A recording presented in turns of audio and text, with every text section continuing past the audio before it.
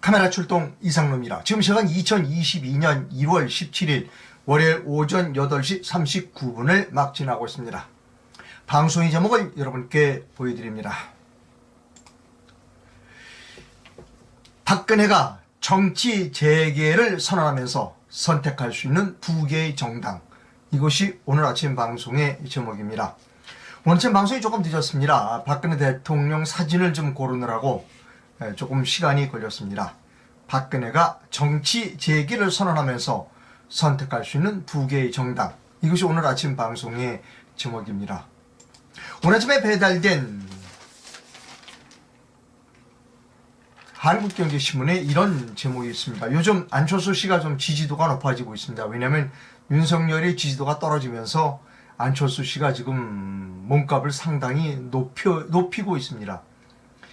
안철수가 대선 전날까지 단일화 없다라고 하는 말을 했습니다. 그 기사의 주요 부분을 여러분께 잠깐 읽어드리도록 하겠습니다.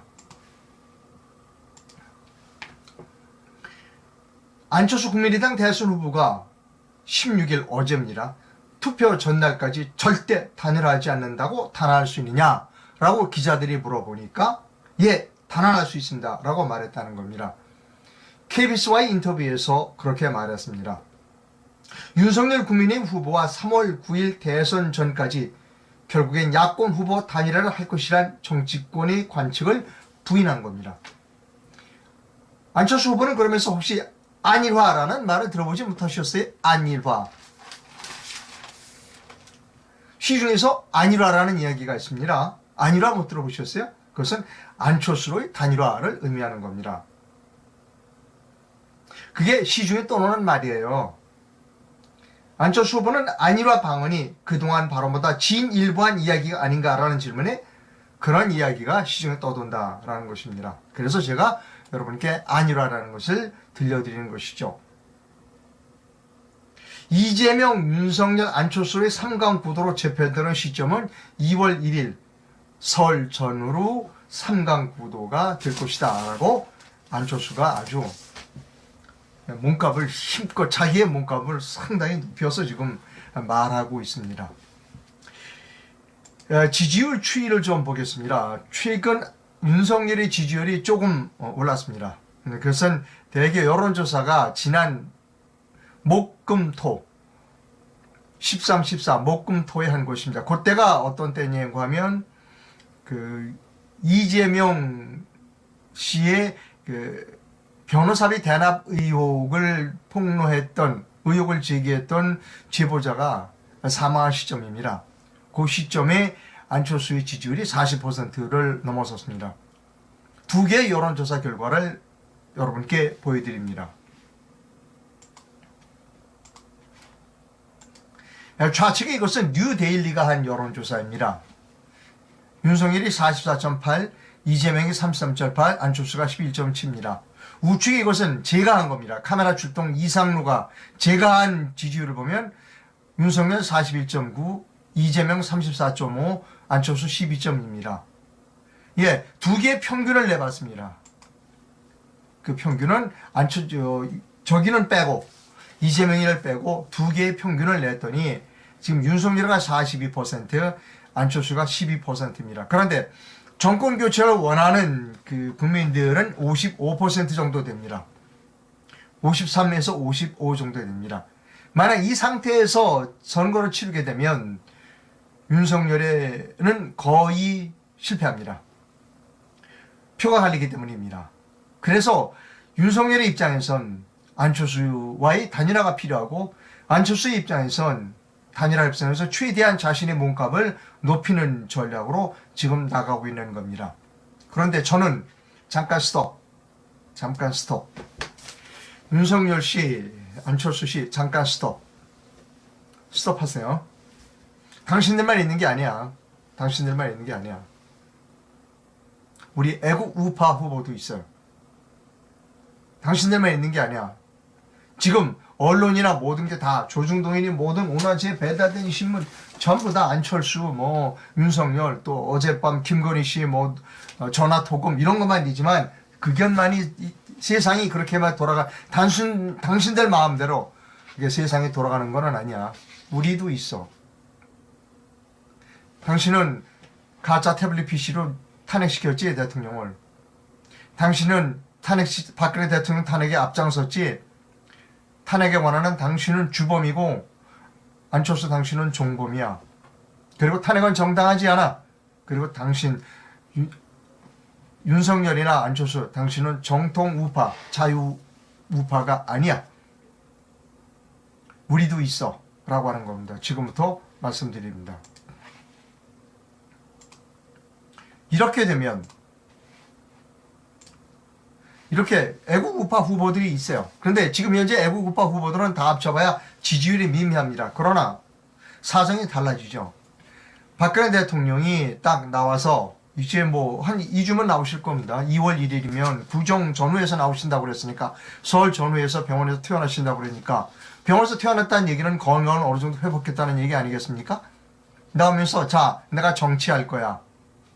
그래서 이 네 후보를 다 끌어안거나 아니면 이 네 후보 중에 한 후보와 연합하여 그 후보를 대통령 후보로 만들어주고 나는 정치에 본격적으로 정치를 할 거야.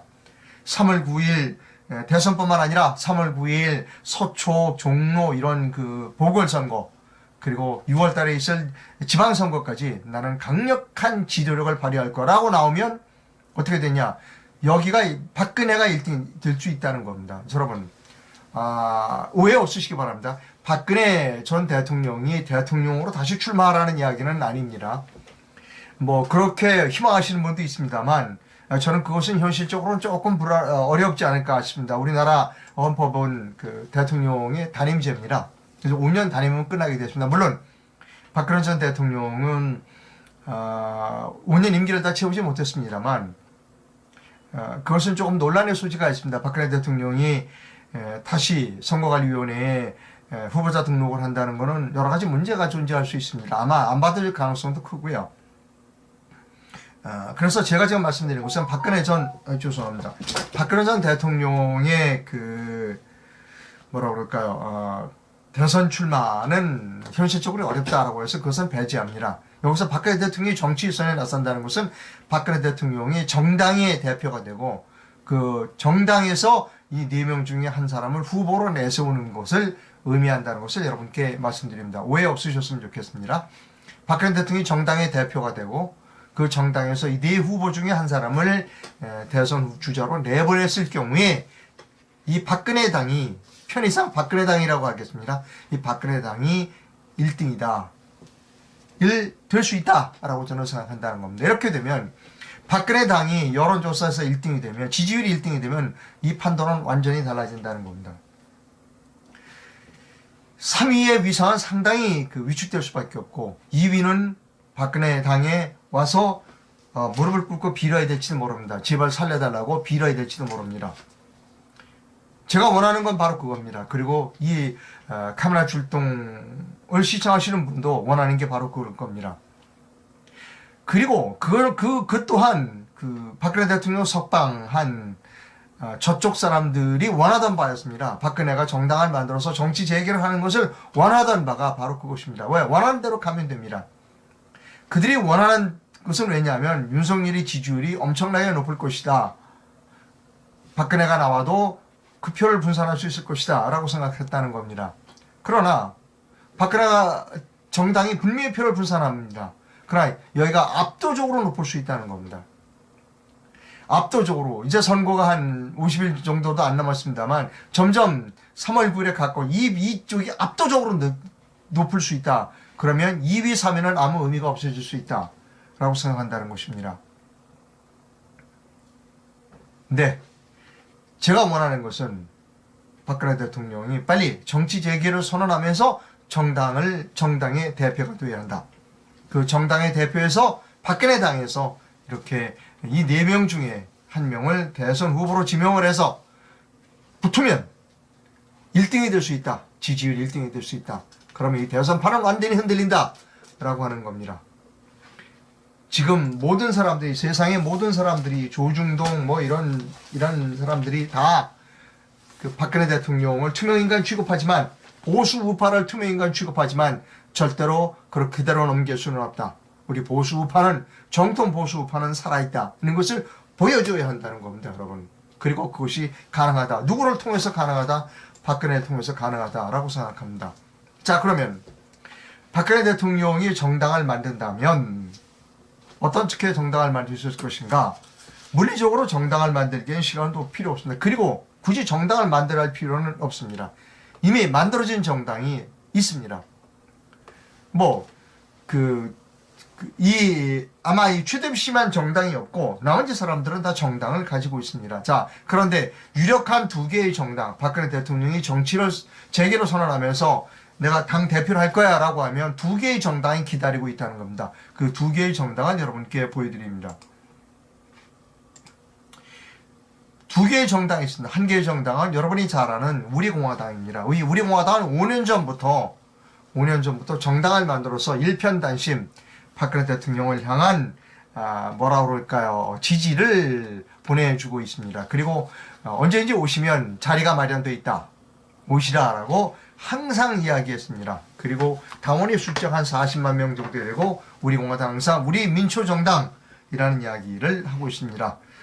특히 조원진 대표는 회의를 시작하면서 오늘은 박근혜 대통령이 구속되신 지 천 며칠째 되는 날입니다. 이것을 항상 밝히면서, 그리고 어디 집회를 할 때마다 박근혜 대통령에 대한 그 지지를, 그리고 모시겠다는 말을 빼놓지 않고 해왔다는 겁니다. 그래서 여러분 제가 말씀드리지 않아도 잘 알 겁니다. 그리고 김경제당이 있습니다. 사실은 여러분 기억하실지 모릅니다. 작년 하반기부터 작년 중반기부터인가요? 제가 왜 국민혁명당, 그때는 국민혁명당이었습니다. 국민혁명당은 왜 후보를 내지 않느냐? 저 1번 버스는 위험하다. 1번 버스는 저거 위험하다. 그러니까 2번, 3번 버스를 준비해야 된다.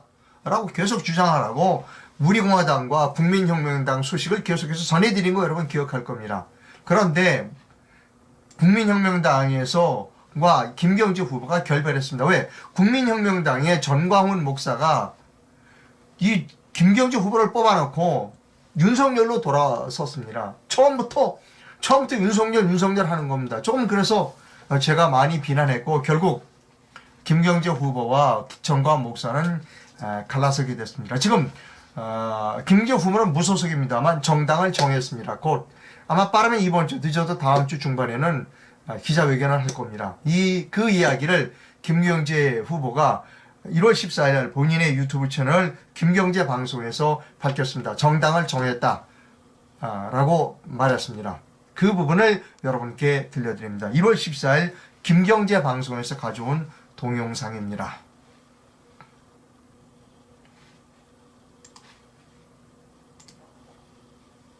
시작합니다.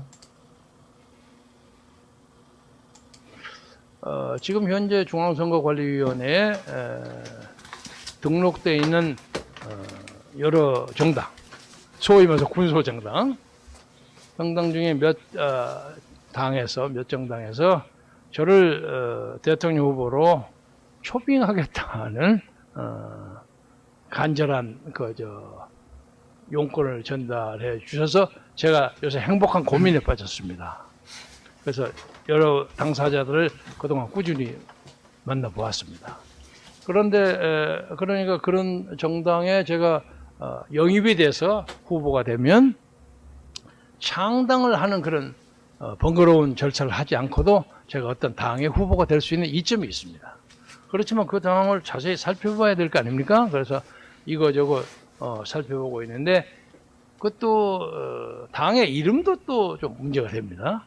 그래서 그러면 제가 거기에 대표를 하고 또 현재 있는 대표가 물러나거나 아니면 공동대표 하시면서 제가 대통령 후보가 될 경우에 그 당명을 좀 바꿀 수 있습니까? 그런데 몇 차례 고민을 하더니 꼭 바꿔야 한다면 바꿔도 좋습니다 하는 것까지 오늘 현재 아침까지 제가 받아준 답변입니다.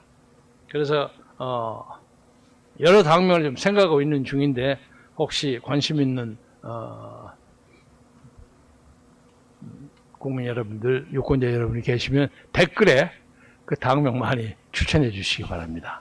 그런데 저는 기본적으로 이렇게 생각합니다. 요 두 분 제가 여기다 항상 놔두고 있죠. 이쪽에 이건 자유의 여신입니다. 근데 비싼 건 아니지만 미국 현지에서 산 거여서 그러니까 진품입니다. 제 정치적인 가장 중요한 개념은 자유입니다. 그리고 요새는 자유민주가 많이 있는데 자유민주당이 있어요, 이름이. 그래서 그거 뭐 사용할 수가 없고, 또 민주라는 것은 여러 가지로 악용도 많이 됩니다. 인민민주주의도 있고, 뭐 북한도 조선민주주의 인민공화국이라고 그러잖아요. 그래서 중화인민공화국, 뭐 인민이 많이 있어요. 그래서 민주라는 말은 꼭 안 써도 된다고 생각합니다. 그래서 자유 개념이 가장 중요하고, 그 다음에 제가 모시는 이승만 박사입니다.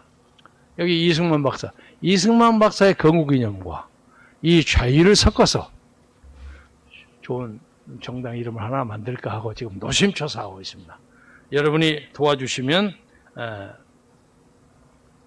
여러분의 말씀을 잘 받들어서 사랑받는 새로운 정당, 여러분에게 아주 마음에 드는 정당, 이 나라에서 자유민주주의를 지키고 시장 경제를 발전시키고 자본주의를 지키되 천민 자본주의가 아니라 모든 사람이 골고루 잘 쓸 수 있는 복지 자본주의를 구성하고,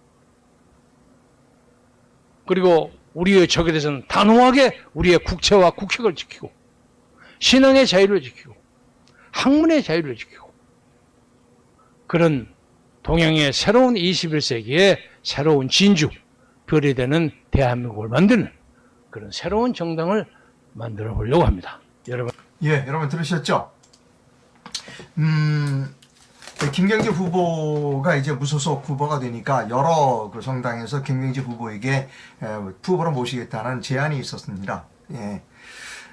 그 중에서 한 정당을 택했고요. 지금 절차가 진행 중입니다. 그래서 빠르면 이번 주, 늦어도 다음 주 중반에는 그 절차가 끝납니다. 예, 그리고 대선 후보뿐만이 아니라 그 국회의원 보선 후보들도 그 정당에서 지금 영입을 할 그런 생각이라고 합니다. 자세한 소식은 계속 들어오는 대로 여러분께 알려드립니다. 오늘 방송을 여러분께 다시 한번 종합하면 이렇습니다.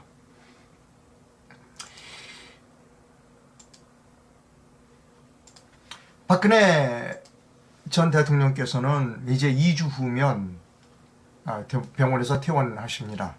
그러면 나와서 성명을 발표한다고 이미 예고가 되어 있습니다.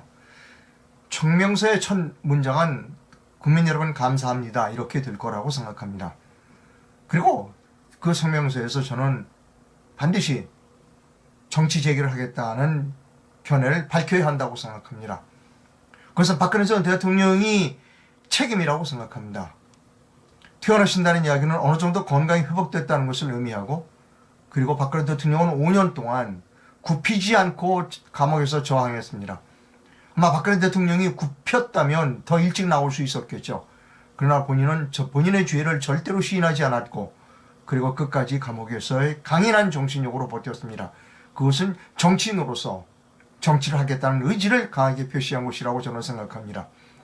따라서 2주 후에 병원에서 퇴원하시면서 반드시 정치를 재개하겠다, 이번 대선에도 후보를 내겠다라는 말씀을 하셔야 한다고 저는 생각합니다. 그것이 박근혜 대통령의 책임이고 의무이다. 정치인으로서 책임져야 할 부분이 바로 그런 부분이다 라고 생각합니다. 그래서 제가 박근혜 대통령 책임지시오 라고 강하게 얘기하는 겁니다. 많은 사람들이 저보고 좀 잔인하다고 얘기합니다. 우선 몸을 좀 추스리고 건강을 회복하신 뒤에 부탁을 해야지, 지금 병원에서 나오자마자 그런 얘기하는 건 너무 잔인한 거 아니냐. 예, 저도 잔인한 거 압니다. 그러나 지금 시간이 없습니다. 그리고 꼭 선거 유세를 밖에 돌아다니면서 할 필요는 없습니다. 다 시스템이 모든 게 완비되어 있습니다. 실내에서 하셔도 정치는 충분합니다. 저는 박근혜 대통령에게 요구합니다. 박근혜 대통령, 오늘날 이렇게 나라가 혼란스러워지게 된 책임이 박근혜 대통령 본인에게도 있다는 겁니다. 책임을 지라는 겁니다. 여기서 물러나는 것은 책임을 지는 사람의 자세가 아니라는 겁니다. 박근혜 대통령이 책임져야 합니다. 그러기 위해서는 이번 대선에서부터 선언해야 됩니다. 내가 정당의 대표가 되겠고, 그리고 내 정당에서 대선 후보를 내겠다. 그리고 어떻게 하느냐? 이미 만들어져 있습니다. 두 개의 정당이. 마음에 드는 두 개의 정당. 우리공화당이나 그리고 김경장, 이름은 아직 안 정했으니까 김경제당으로 하겠습니다. 조원진당과 김경제당 둘 중 하나를 선택하면 됩니다. 아니면 두 개의 당을 당신들 합치세요 라고 하면 됩니다. 간단하잖아요. 합칠 겁니다. 그러면 되잖아요. 그러면 우리는 3월 9일 선거에서 승리할 수 있습니다. 저는 그렇게 생각합니다. 예, 저는 독립언론인입니다. 조중동, 이 많은 신문 누구도 저와 같은 주장을 하고 있는 신문은 없습니다. 그러나 저는 합니다. 왜? 이것이 나라를 살리는, 나라가 나락으로 떨어진, 대한민국이 나락으로 떨어지는 것을, 추락하는 것을 막을 수 있는 유일한 방법이라고 생각합니다. 여러분, 제 주장이 맞다면 이 영상을 널리 이렇게 좀 공유를 부탁드립니다. 지금 카메라 출동 구독자의 수가 15,000명을 육박하고 있습니다. 여러분, 15,000명이면요 세상을 바꿀 수 있습니다. 15,000명이 1,000명씩만 확보하면 1,500만 표입니다. 1,500만 표만 얻으면 당선될 수 있습니다. 여러분, 이상로와 함께 우리 카메라 출동 독자분이 대한민국을 한번 구해보시자고요. 여러분, 부탁합니다. 저와 함께 우리 카메라 출동 독자분께서 대한민국을 나락에서 구해주시기를 간절히 부탁드립니다. 그리고 이상로가 올바른 생각을 하고 있다라고 생각하시면 제게 재정적 후원도 부탁드립니다. 하루 종일 돌아다닙니다. 어제도 돌아다녔고요. 하루 종일 돌아다닙니다. 밥 2그릇씩 먹고 마스크 쓰고 횡단보도 걷을 때 이리저리 살피면서 걷습니다. 좀 교통사고 당하면 안 되잖아요. 그리고 코로나 걸리면 안 되잖아요. 이런 일 하는 사람 대한민국에서 저밖에 없기 때문에 하나님한테 기도하면서 다니고 있습니다. 여러분, 하나님, 저 3월 9일까지 코로나 걸리지 않게 해주십시오. 사고 나지 않게 해주십시오. 저밖에 없습니다. 지금 이런 일을 하는 사람. 라고 하나님께 기도하고 있습니다. 그리고 제 뒤에는 15,000명의 제 독자분이 있고, 그리고 엄청나게 많은 애국우파 시민들이 있습니다. 여러분, 자학하거나 그리고 포기하거나 누구처럼 손바닥 뒤집듯이 견해를 뒤집는 그런 사람이 되지 않기를 여러분 부탁드립니다. 댓글에 이런 게 들어와 있네요. 이상로 씨, 당신은 이재명 지지자 같아요. 여러분, 제가 이재명 지지하기 위해서 결국 이분이 말하시려고 하는 것은 이렇게 우파가 분열된다라고 하는 것을 말씀드리는데요. 일단 우파가 분열되면 굽히고 들어오겠죠. 윤석열이도 굽히고 들어와서 반성하고 돕겠습니다. 저를 좀 기용해 주십시오. 이렇게 하겠죠. 그렇지 않겠습니까, 여러분? 절대 저는 분열주의자가 아닙니다. 그리고 정신력이 강한 사람이 이깁니다. 의지가 강해야 돼요. 나라를 이끌려는 사람은 의지가 강해야 됩니다. 그래서 저는 박근혜 대통령을 지지합니다. 의지가 강해요, 아주. 웬만한 사람 같으면 5년 동안 감옥에 못 있습니다. 그냥 적당히 타협하고, 아유, 죄송합니다. 탄원서 쓰고, 제발 살려주십시오. 제가 잘못했습니다. 라고 문제 드는데 탄원서 쓰고, 그렇게 해서 풀려났겠죠. 안 했잖아요. 끝내 안 했잖아요. 그리고 사면할 때까지는 안 나가겠다고 버텼잖아요. 그분이 나와서 가만히 있을 것이다? 아니에요. 박 대통령은 나오자마자 정치 재개를 선언할 것이다. 저는 이렇게 생각합니다. 이 영상을 널리 알려주시기 바랍니다. 여러분, 방송 시청해주셔서 감사하고요. 또 나가봐야 돼요. 제가 바쁩니다. 저녁에 다시 뵙겠습니다. 오늘 날씨가 춥다고 그러네요. 네, 저녁에 뵙겠습니다.